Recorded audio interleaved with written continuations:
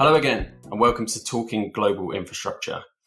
Now, usually on this podcast, we bring you investor insights into the key trends impacting investment in energy, transport, and utility networks. But today we're doing something a bit different, taking a broader view and examining wider public perceptions of how our infrastructure should be delivered.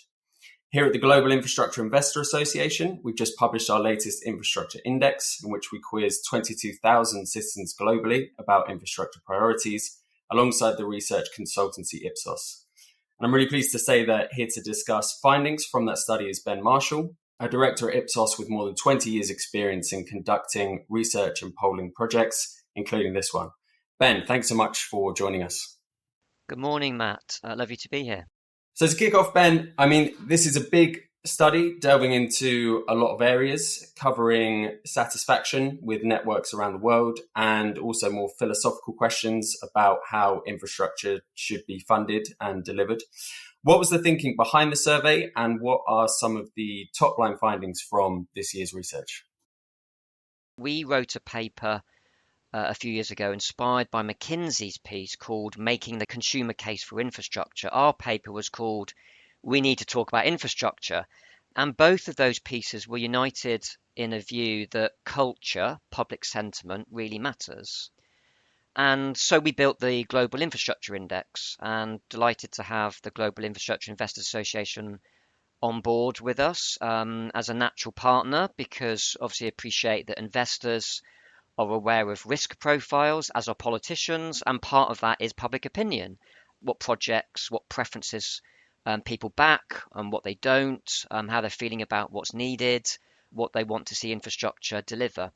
So we do the survey globally, as you mentioned, via our global advisor platform. And the great thing about doing a global survey is it allows us to compare and contextualize public opinion.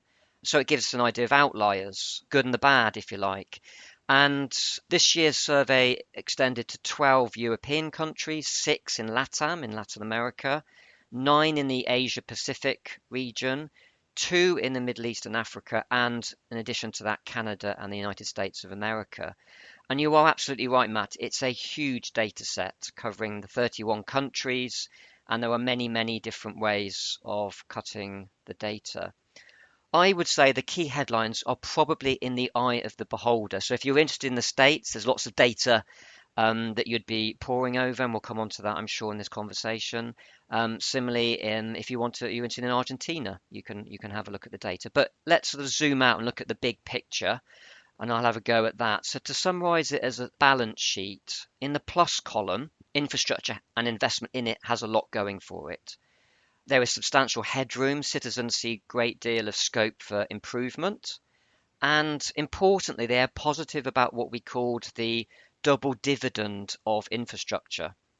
So on average, across our 31 countries, 69% of citizens agree that investing in infrastructure will create new jobs and boost their economy.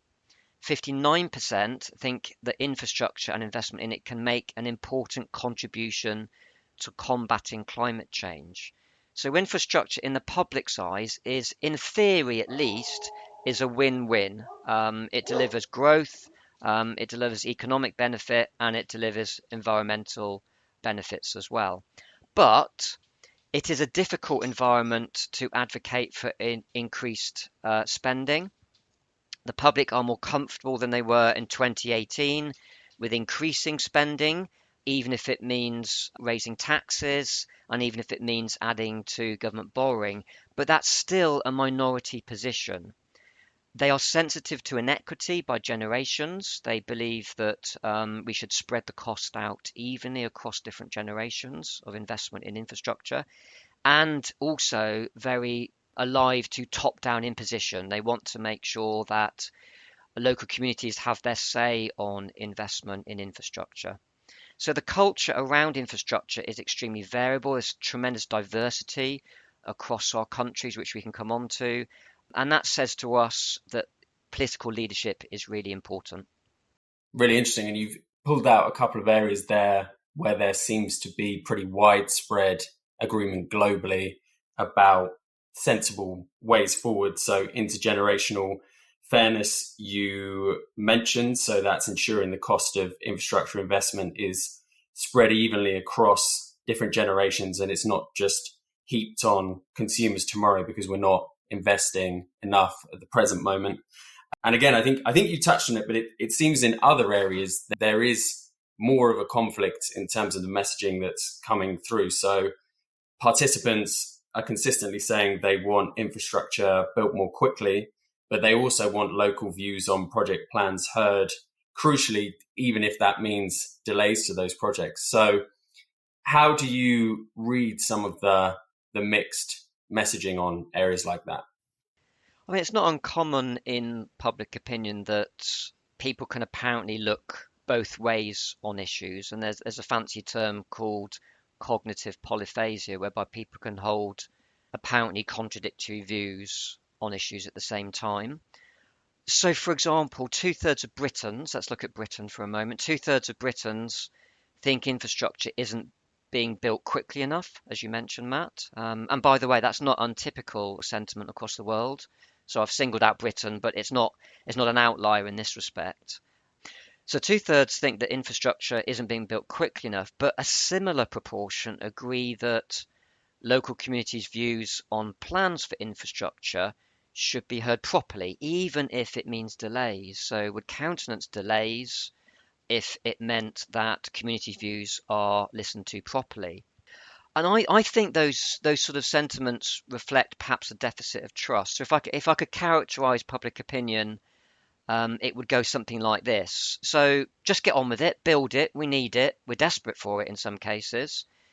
But at the same time, I'm not entirely sure I trust you to just get on with it because you won't do it properly. In fact, I've got no evidence to suggest that you do it properly. So that's probably not as inconsistent as you might think at first glance, and it probably is the thin end of the wedge. In other words, often we find that public opinion is pretty fixed on principles, on a matter on principle, if it's particularly about values, about doing things right, but more variable on the practicality. So the devil really is in the detail. I mean, that's one of the challenges with doing a survey about infrastructure. When we ask people at the start of the survey how they rate infrastructure in their country, we have to define what we mean by infrastructure. And when we look at how they view different types of infrastructure, different sectors, we get huge variety. So it's something of a meaningless noun to people. There's tremendous variation dependent on the lived experience, the practicalities of infrastructure in that country. So the story on public opinion is it's pretty conditional, and it's not always entirely rational. It's sometimes quite emotional, and we see in many global studies is that there's a degree of baggage that people bring to their views on matters, how they view the role of the state, for example, the levels of trust in politicians and so on. When we've done this with you in the past, with previous global infrastructure index surveys where we focused on attitudes towards building, towards development, we have found an inbuilt preference for maintaining and repairing infrastructure over building new infrastructure, and for improving social rather than economic infrastructure, but also that opinion changes depending on the nature of both investment in infrastructure and also the way it's going to be delivered. So our takeout really from that is that making the case for infrastructure is more important than ever. It's not easy, but it must be done. Well, that is certainly the first time I've heard the phrase cognitive polyphasia. So thank you for bringing us into the loop on that one, Ben. And really interesting kind of reflections there, particularly about the findings across Britain. And I mean, you wrote off the back of the research on your blog that infrastructure tends to make the news when things go wrong. In Britain, problems with air traffic control, system outages, crumbling concrete, sewage discharges, and disruptive emergency fixes linger in the memory alongside seemingly inevitable cost overruns and delays to new projects like HS2. So, I mean, a bit of a list there, really, and it really begs the question, are we an outlier when it comes to this stuff? Is it something about the UK that means that we have those issues? And like you say, in terms of the messaging that comes across to the public, potentially that these projects are in the headlines more when they're going badly than when they're running smoothly. Yeah, and I was struck when Rachel Reeves, the Shadow Chancellor at the Labour Party conference, said, when it comes to getting things built and projects delivered, Britain has become the sick man of Europe. It's quite hard to, particularly on the basis of the Global Infrastructure Index, prove or disprove that. And she was talking about getting things built and projects delivered. And that list you read out, more often than not, they're not about new projects. They're about the current infrastructure falling down in some way. And I think it all adds up to a sense that things aren't done very well, and infrastructure does tend to make the news, I think, when things are going wrong. The conversation is about jeopardy, it's about risk, it's about cost. Look at Crossrail, a lot of the narrative was about the project being late and over a budget. Now there are very few stories about how tremendously successful it has been and how already it's people can't live without it. But that doesn't make our news so much, and it doesn't worry politicians like problems do. On first sight, the readings from the index don't look good for Britain. So if we look at the global ranking out of 31 countries for different sectors, so we've got a mix of advanced, mature economies and democracies to more emerging countries. So we get sixth for flood defences. We were 11th for renewable energy, so in the top half, and also for digital infrastructure. Airports, we were 16th out of 31. 16th for new housing supply, 15th for EV charging infrastructure, 16th for the local road network, and 19th for water supply and sewerage, firmly in the bottom half, and also for rail infrastructure. What's telling from the survey is just this focus. And by the way, we did the survey before the news of HS2. It was done in the summer of this year. But it does show that for some sectors, when we get under the skin of what we mean by infrastructure, some are rated quite poorly internationally in Britain, and some are rated much better. And that presents interesting opportunities for investors. I've often thought does a sort of ailing sector in one country mean it's an opportunity for an investor? Or is it something you don't want to touch with a barge pole because the politicians are perhaps not enamored to it? In some cases, infrastructure, I think, tends to get filed in a too difficult box, and it's a long-term investment. Of course, we all know that politics is not really great at long-termness, so there's a challenge there. Really interesting, and I think particularly interesting to think about the extent to which perceptions of certain sectors are impacted by negative coverage of them versus people's actual lived experience, which is maybe more reflected in those kind of more general satisfaction questions that you mentioned. So some really interesting top lines about the UK and Europe there. Looking across the pond, I mean, in the US, we've seen the introduction of some really sizable infrastructure funding and investment incentives over recent years. And the numbers saying that the country is not doing enough to meet its infrastructure needs is down compared to our last survey. And the share saying public spending shouldn't be increased to deliver infrastructure improvements is now up. So it sounds from those findings, at least, that there is potentially more of a role for infrastructure investors in the US. Do you think that's fair? And is that a sentiment that we're seeing elsewhere as well? You are right. 57% of Americans agree that as a country, we are not doing enough to meet our infrastructure needs. That is an improvement on 2021, so before the Inflation Reduction Act and Biden economics. But it's still high. It's still 57%. And it is also the case that only 30% of Americans are satisfied with infrastructure in general terms in their country. That all said, that's not unusual. We tend to find, particularly in more advanced economies, that satisfaction with infrastructure tends to split three ways: a third satisfied, a third not, and a third neither nor. I'm not sure what you mean, don't know.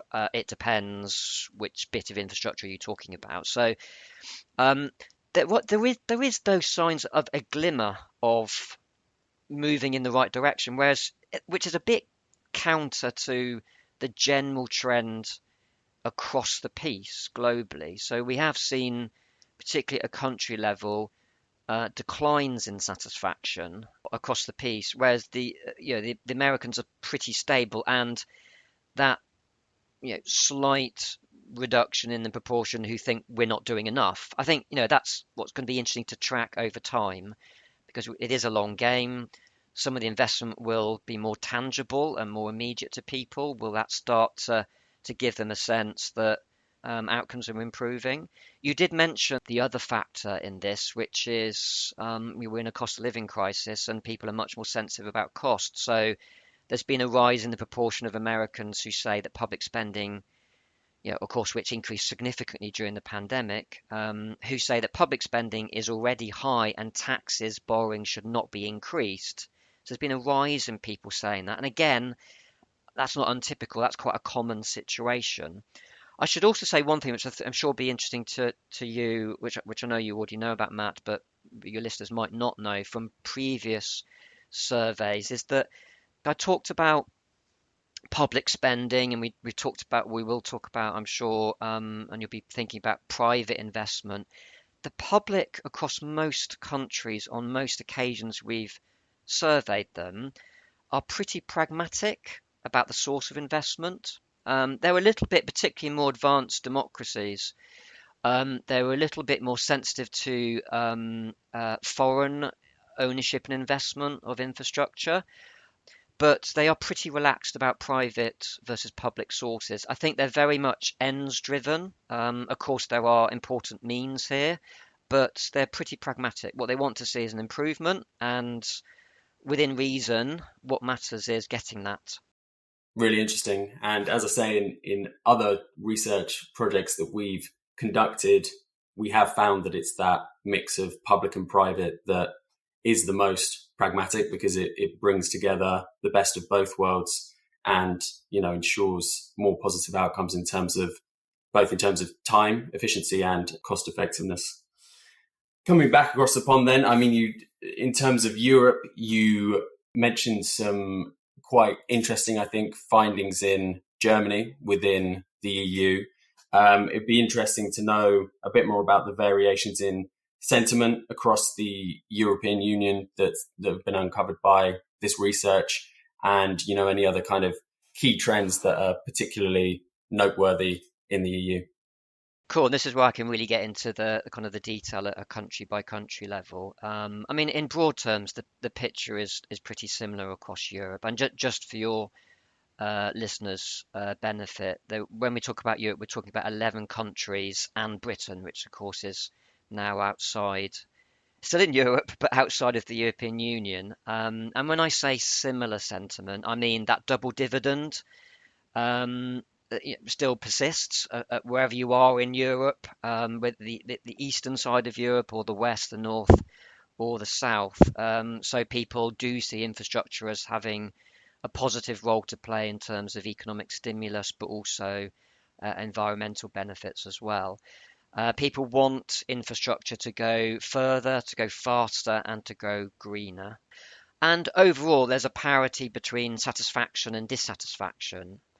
And that contrasts, though, with the more positive situation in APAC, Asian Pacific region, but is similar to the G7. So the G7 rather than the G8, we did not survey in Russia this year. But having said all that, there is considerable variation. So overall satisfaction with infrastructure is as high as 64% in the Netherlands. 64%. So nearly two-thirds of people living in the Netherlands are positive about infrastructure in general. But it's as low as 9% in Romania, 17% in Hungary, and Italy, 22%. So you can see considerable variation, and obviously there were all sorts of reasons for that variation, and doing infrastructure in the Netherlands is a very different animal to doing infrastructure in Romania. But let's also look at the variation in priorities. So just to give you some stats and actually less stats, more sort of rankings and situations across our European countries. So wind energy is in the top 3 ranked priorities in Britain, Ireland, and Spain. And just to pause here and sort of say, I think sometimes it's not just a question of worst first. So people don't prioritize the things that they think are falling apart. They also perhaps, there's some evidence here that they prioritize things that they think the country is quite good at. Wind energy is a good example in terms of Britain, I think. Generally, we compare favourably in terms of sentiment with wind energy. It's seen as, relatively speaking, it's not like people are sort of talking about it and thinking about it a lot, I'm sure, but it's seen as a relative strength of Britain. So wind energy is in the top 3 ranked investment priorities in Britain, Ireland, and Spain. Digital, I mentioned, it makes the top 3 in Germany. So there's something about Germans not being happy with digital infrastructure, so much so that they put it in the top 3 among 14 options. The respondents were given 14 potential investment priorities, and Germans put digital infrastructure in the top 3, along with Singaporeans and people in Malaysia, incidentally. But cycle routes, lanes, and facilities is in the top 3 in the Netherlands. And again, to emphasize the point, that's not because people aren't happy with it. They just see its absolute essential aspect of life in the Netherlands, and they want to see more of it, or improvements to it. So I think some interesting findings there about the variation across Europe in terms of where people want to see the investment go in. Absolutely. Well, thank you very much, Ben. That's a really useful overview of the survey's findings, which, as you say, there's an awful lot of data in there and an awful lot of ways to compare and contrast and cut that data to find some really useful intelligence. So, as I say, we'll have a link in the show notes, both to the full study and to your blog post as well. So thank you so much for taking the time to join us. Thank you, Matt. It's been a pleasure. Cheers. And thank you all for taking the time to listen. That brings us to the end of today's episode. You can subscribe to Talking Global Infrastructure on Spotify and iTunes to catch future episodes. And be sure to follow the Global Infrastructure Investor Association on LinkedIn as well. See you next time.